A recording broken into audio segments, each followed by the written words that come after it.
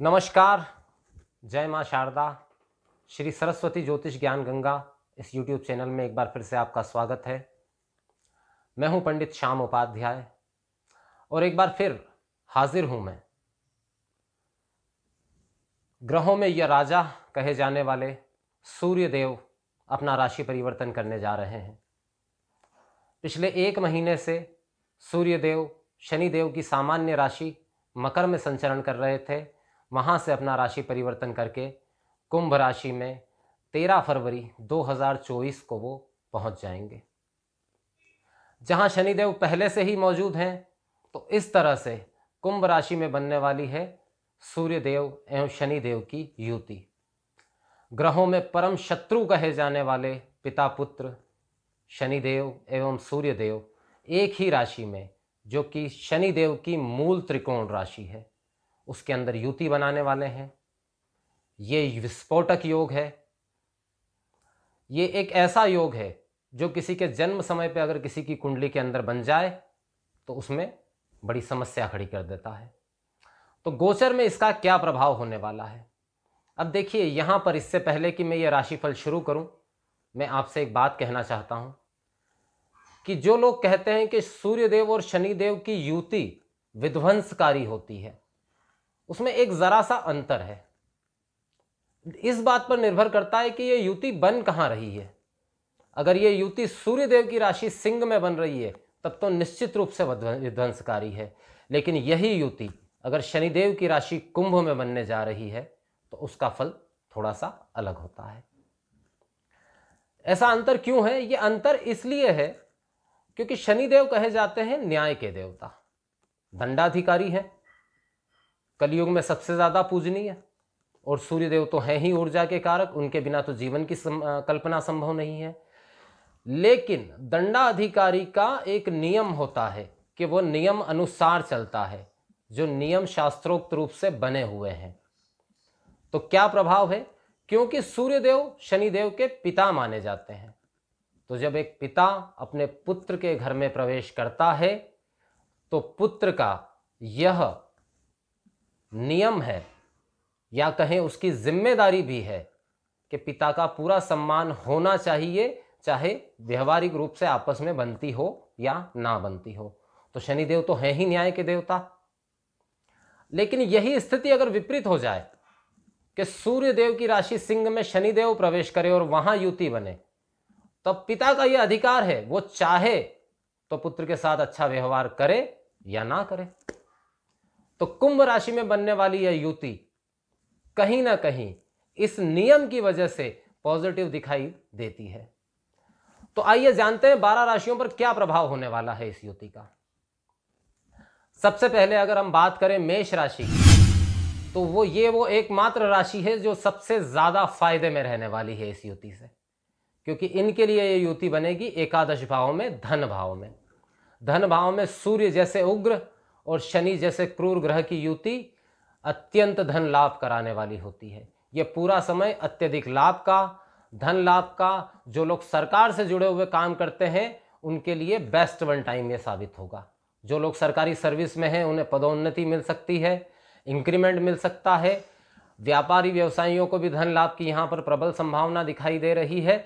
धन संचित होने की भी साथ में संभावना दिखाई दे रही है।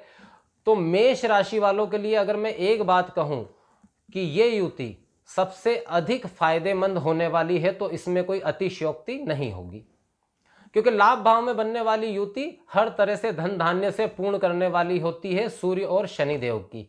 अब यहाँ पर नुकसान क्या होता हुआ दिख रहा है? देखिए, फायदा तो जरूर होगा, लेकिन सूर्यदेव और शनिदेव की युति है, कहीं ना कहीं थोड़ा बहुत तो अपना असर डालेगी। तो क्या होगा?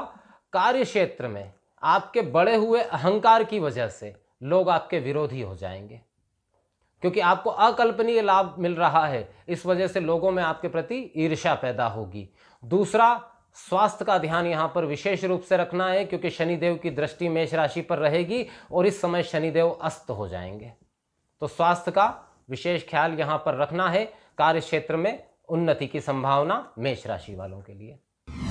अब बात करते हैं काल चक्र की दूसरी राशि वृषभ राशि वालों की। देखिए, वृषभ राशि वालों के लिए दशम भाव में यह स्थिति है जो बहुत श्रेष्ठ है। सूर्य यहाँ दिग्बली होते हैं और शनि भी यहाँ कारक होते हैं। तो वो लोग जो पार्टी पॉलिटिक्स से जुड़े हुए हैं, राजनीतिक क्षेत्र से जुड़े हुए हैं, उनके विजय की, उनके पद प्राप्ति की संभावना यहाँ पर बनी हुई है। लेकिन नुकसान क्या है? तो ग्रह कलह, वाहनों से नुकसान, प्रॉपर्टी संबंधित किसी सौदे से भी नुकसान होता हुआ यहाँ पर दिखाई दे रहा है। तो वृषभ राशि वाले इस मामले में सावधान रहे। हालांकि ये नुकसान बहुत दूरगामी नहीं है, क्योंकि शनि और सूर्य की युक्त दृष्टि जो है वो चौथे भाव पर है। तो सूर्य की दृष्टि तो वहाँ ठीक है, लेकिन शनि की दृष्टि थोड़ा विघ्न पैदा वहाँ पर कर रही है। लेकिन इस समय आप में एक स्वाभाविक परिवर्तन होगा। सूर्य शनि की युति कहीं ना कहीं संन्यास घटित करवाती है, तो थोड़ी सी उदासीनता आप पर हावी होगी कार्य क्षेत्र को लेकर के। अगर इस उदासीनता से आप बच गए तो आप बहुत सारी प्रोग्रेस जो है अपने कार्य क्षेत्र के अंदर कर सकते हैं वृषभ राशि वाले। अब बात करते हैं काल चक्र की तीसरी राशि मिथुन के बारे में। अब ये युति बनने जा रही है भाग्य भाव में। अब देखिए, भाग्य में दोनों कारक होते हैं, लेकिन सूर्य प्रबल कारक होते हैं, शनि स्थिर कारक होते हैं। तो एक स्थिर कारक और एक प्रबल कारक की युति भाग्य भाव के अंदर बनना कैसी परिस्थिति पैदा करता है? परिस्थिति ऐसी पैदा करते हैं कि किसी कार्य के लिए हमने पूरी शक्ति लगा दी, पूरी मेहनत लगा दी, और हमको ऐसा लग रहा है कार्य नहीं हो रहा है, और अचानक से एक दिन उस कार्य का हो जाना, एक शुभ संदेश अचानक से प्राप्त होना। तो भाग्य में बैठे हुए सूर्य और शनि, जहां सूर्य आपको आध्यात्मिक उन्नति की ओर प्रेरित करेंगे, वहीं शनि जो है वो कर्म की ओर प्रेरित करेंगे। तो ये दोनों पलड़ों का बैलेंस जो बना के रख सकेगा आध्यात्मिक और कर्म क्षेत्र का, वो बहुत बड़ी सफलता इस युति से प्राप्त कर सकता है। ये मैं निश्चित रूप से कहता हूं, क्योंकि सूर्य शनि की युति बुरी नहीं होती अगर वो शनि की राशि में है। तो ये बात मैं शुरुआत में ही बता चुका हूं। तो भाग्यवर्धक समय, पराक्रम, अति पराक्रम बढ़ाने वाला समय। इसीलिए मैं यहां कह रहा हूं कि पराक्रम सोच समझ कर करें, सोच समझ कर करें। क्या आपके लाभ का है, ये सोचकर पराक्रम करेंगे तो भाग्य वृद्धि निश्चित है मिथुन राशि वालों के लिए। बात करते हैं काल चक्र की अगली राशि कर्क राशि के बारे में। अब यहां पर अष्टम भाव में यह युति बन रही है। देखिए, एक बात तो निश्चित है कि यह आयु वृद्धि कारक है, तो स्वास्थ्य में सुधार होगा निश्चित है। लेकिन दिक्कत क्या है? चोट, एक्सीडेंट, वाहन आदि सावधानी से चलाना है। दूसरी चीज, कोई गलत कार्य न करना है, इनलीगल काम नहीं करना है, क्योंकि सूर्य बैठे हुए शनि के साथ अष्टम भाव में। तो कोई भी गैर कानूनी काम मत करिए, अन्यथा आप फंस सकते हैं उसके अंदर। वाणी इस समय पे जरा उग्र रहेगी, तीव्र रहेगी, क्रोध युक्त रहेगी। लोग आपके विरोधी हो सकते हैं इस बात से, इसलिए इस मामले में आपको सावधानी रखना है। जो सबसे बड़ा लाभ कर्क राशि वालों को ये युति देने जा रही है वो है आध्यात्मिक उन्नति। इस समय आपकी आध्यात्मिक उन्नति चरम पर रहेगी और धन संचित होने की संभावना भी यहां पर बहुत बड़ी चढ़ी रह सकती है। तो ये था कर्क राशि पर प्रभाव। अब हम बात करते हैं सूर्यदेव की ही राशि सिंह राशि के बारे में। सप्तम भाव में ये युति बिल्कुल अच्छी नहीं। पति पत्नी में खटराग, पति है तो पत्नी का और पत्नी है तो पति के स्वास्थ्य में भारी गिरावट।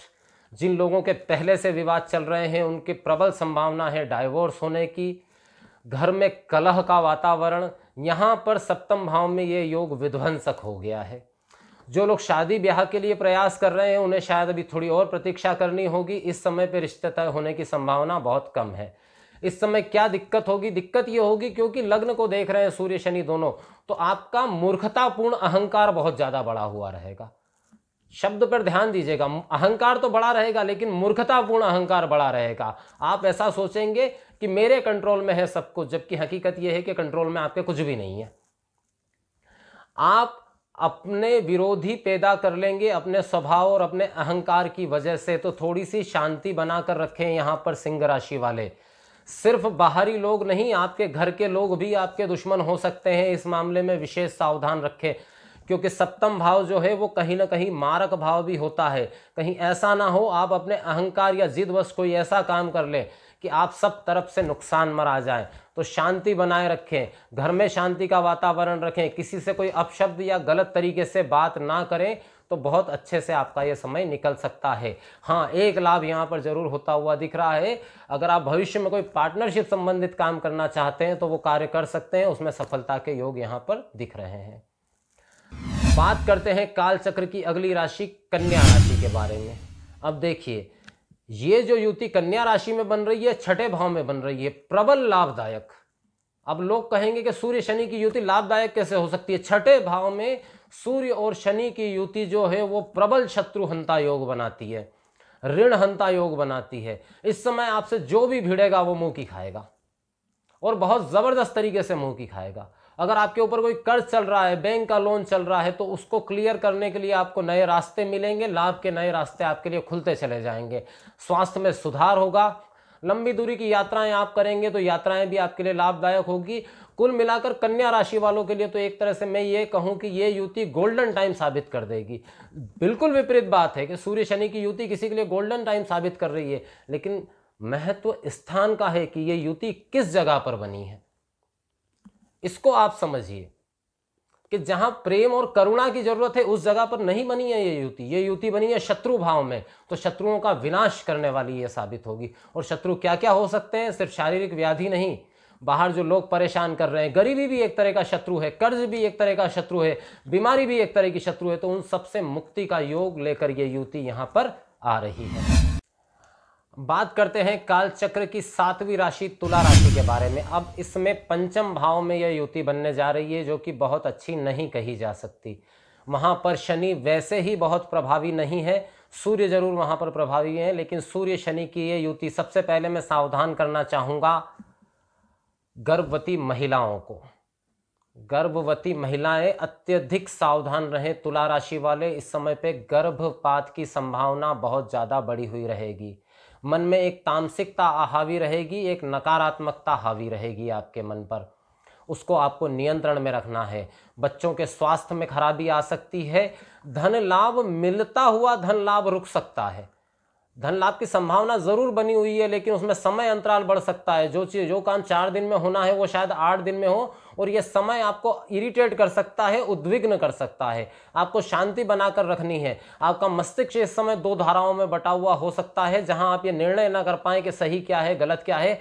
तो कोई भी बड़ा निर्णय इस समय नहीं लेना है, कोई नया काम इस समय पे शुरू नहीं करना है तुला राशि वालों को। तुला राशि वाले थोड़े से सावधान हो जाएं। इस गोचर के दौरान 1 महीने का समय है, शांतिपूर्वक निकालने तो अच्छा रहेगा। बात करते हैं काल चक्र की अगली राशि वृश्चिक राशि के बारे में। अब देखिए, तुला राशि की ही तरह वृश्चिक राशि वालों के लिए भी यह समय बिल्कुल ठीक नहीं है। सबसे पहले तो अपने अहंकार पर काबू रखें। इस समय अहंकार आपका बड़ा चढ़ा रह सकता है, जो बहुत बड़ा नुकसान आपका कर सकता है।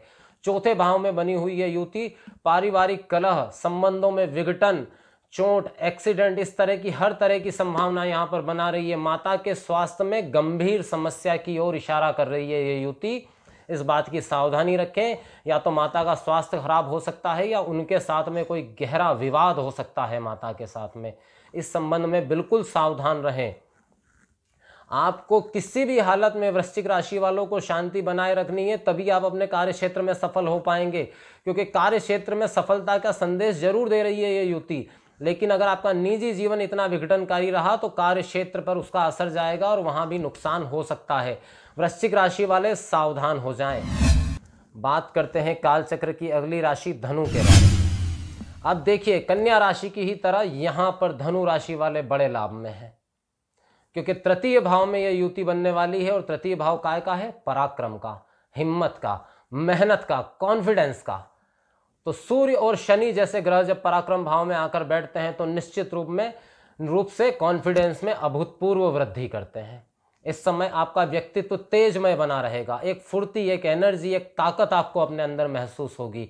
आपको ऐसा लगेगा कि दुनिया का कोई ऐसा काम नहीं है जो मैं नहीं कर सकता। एक पॉजिटिव साइन है, स्पेशली स्टूडेंट के लिए तो बहुत ही पॉजिटिव साइन है, क्योंकि इस समय आपकी बुद्धि में इतनी तीव्रता रहेगी, एक शार्पनेस बनी हुई रहेगी। कार्य क्षेत्र में आपका वर्चस्व बढ़ेगा, लोग आपको मानेंगे, आपकी कही हुई बात बिल्कुल अकाट्य होगी। धनु राशि वालों के लिए का व्यवहार इस समय किसी लीडर के जैसा होगा, जैसे कि वो किसी को लीड कर रहे हैं। धनु राशि वालों के लिए बहुत ही पॉजिटिव युति ये बनी हुई है। इसका पूरा लाभ ले, संयत होकर काम करें, अपना उद्देश्य तय करें और उसके हिसाब से आगे बढ़ें, आपको सफलता जरूर मिलेगी। बात करते हैं काल चक्र की 10वीं राशि मकर राशि के बारे में। अब देखिए, मकर राशि पर 7.5 चल रही है और ऐसे समय में द्वितीय भाव में सूर्य और शनि की युति। एक लाभ मैं पहले बता देता हूं लाभ ये है कि धन संचय की प्रबल संभावना है, धन लाभ आपको होने वाला है, धन संचय होगा। दूसरा लाभ क्या, स्वास्थ्य में सुधार होगा। ये दो लाभ हैं। अब नुकसान क्या है, तो सबसे पहली चीज स्वास्थ्य, क्योंकि आपका मजबूत रहेगा और धन लाभ होगा तो आपकी वाणी में आपका अहंकार झलकेगा। आपकी वाणी इतने तीक्ष्ण, इतनी तीव्र हो जाएगी कि बनते काम बिगाड़ देगी। वाणी से संबंधित कोई समस्या या कोई रोग भी आपको हो सकता है। इस समय पे आपके अंदर इच्छाएं बलवती रहेगी हर चीज को पाने की।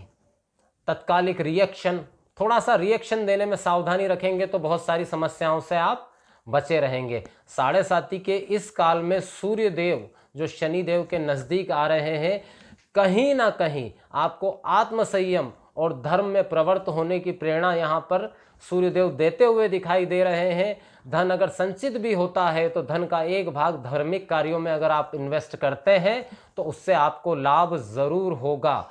वाणी पर संयम रखें, माँ सरस्वती का ध्यान करें, आप बहुत सारी परेशानियों से बचे रहेंगे। बात करते हैं कालचक्र की अगली राशि कुंभ राशि के बारे में। अब देखिए यहाँ स्थिति बड़ी खराब हो रही है। एक तो 7.5 का मध्य ढैया और साथ में सूर्य भी आ गए। हम वो एक शब्द इस्तेमाल करते हैं ना, करेला, और वो भी नीम चढ़ा। लेकिन यहां पर मैं एक बात जरूर कहना चाहूंगा कि हम कहते हैं कि करेला और नीम चढ़ा, वो बड़ा खराब, ऐसा लगता है कि सोचकर ही मुंह का स्वाद खराब हो गया। लेकिन ये दोनों ही चीजें जो है औषधि के जैसी है। करेला भी औषधि के रूप में काम आता है और नीम भी औषधि के रूप में काम आता है दोनों कड़वे। तो अब यहाँ पर एक चीज़ मैं आपको बताना चाहूँगा कि आपके अंदर नेगेटिविटी की संभावना बढ़ती हुई दिखाई दे रही है। आपको लगेगा आपका कोई काम नहीं बन रहा, स्वास्थ्य भी ठीक नहीं रह रहा, तनाव बहुत है। लेकिन जैसा कि मैंने कहा कि इसी कड़वाहट से औषधि भी बनती है, तो ये युति कहीं ना कहीं आपके अंदर वो भाव पैदा करेगी कि कहाँ आप गलती कर रहे हैं। आपकी गलती आपको रियलाइज करवा के और आपकी समस्याओं को समाधान की ओर ले जाती हुई ये सूर्य शनि की युति यहाँ पर दिखाई दे रही है। इस समय पे आपके दाम्पत्य जीवन में जरूर सुधार होगा, थोड़ी सी प्रेम संबंधों में प्रगाढ़ता भी महसूस होगी। इस समय पे आपको महसूस होगा कि कौन अपना और कौन पराया। बस स्वास्थ्य का और मानसिक शांति का थोड़ा सा ध्यान रख लीजिए। कोई नुकसान यहाँ पर सूर्य और शनि की युति आपको नहीं करने वाली है। बात करते हैं काल चक्र की अंतिम राशि मीन राशि के बारे में। मीन राशि के 12वें भाव में यह युति बनने जा रही है। अब ये 12 राशियों में सबसे खतरनाक स्थिति है, क्योंकि एक तो 7.5 और 7.5 में सूर्यदेव, क्योंकि 12वें भाव में ना तो शनि बहुत अच्छा फल देते हैं ना सूर्य देते हैं, और दोनों की युति वहां बन जाना। सावधानी क्या रखनी है, एक तो बहुत सावधान बीमारियों से, हेल्थ संबंधित बड़ा खर्च होने की संभावना यहाँ पर दिखाई दे रही है। दूसरा, कोर्ट के संबंधित समस्या यहाँ पर आती हुई दिखाई दे रही है, सावधान रहें, कोई इनलीगल काम ना करें।